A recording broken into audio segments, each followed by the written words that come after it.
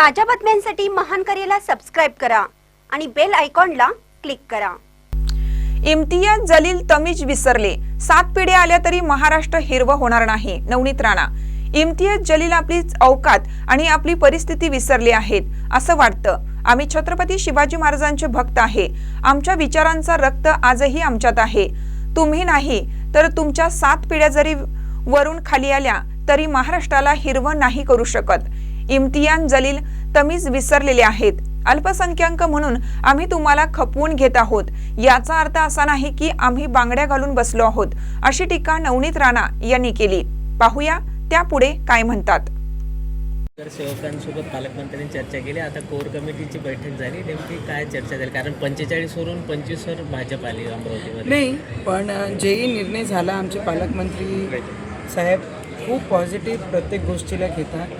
सगळ्यांचे अभिनंदन केलं आमचे सगळे नगरसेवकांचं आणि सगळ्यांना विचारलं कशा पद्धतीने आपण काम करणार आहे, काय तुमचे डोक्यात आहे, सगळी गोष्टी केली आणि आपण काय काय प्रचाराच्या वेळी सगळ्यांना सांगितलं आम्ही काय काय करू आणि त्याच्यामध्ये आपण काय काय पहिले स्टेपमध्ये करणार आहे। तर मला वाटते पालकमंत्री पालक तत्व कशाला म्हणते तर ते बावनकुळे साहेबांना चांगल्या पद्धतीने माहीत आहे। मॉरल डाऊन ना करण्यापेक्षा मॉरल आपण कशा वाढवला पाहिजे आणि ज्या लोकांनी आम्हाला मतांचं कर्ज आमचे वर दिलेलं आहे त्या कर्ज आपण कशा फेडून त्यांचे कामं करून दिले पाहिजे, त्या पद्धतीने बैठक झाली आणि सगळ्यांना ॲप्रिशिएट केला आणि खूप प्रेमाने समजून सांगत होतं। मला वाटते पालकतत्व असंच राहिलं पाहिजे। जे जागा 45 व 25 आलं त्याच्यावर काही म्हणतात? त्याच्यावर मला वाटते की आमचे बावनकुळे साहेब ते पूर्ण अभ्यास करत आहे। कुठे 2 आल्या, कुठे 3 आले, कुठे 3ही नाही आले, कुठे 1च आले, ते सगळी गोष्टीचा अभ्यास करताय आम्ही। पण आता येणारे काळात 2-3 दिवसामध्ये महापौर, उपमहापौर, स्थायी समिती या सगळं असतंय।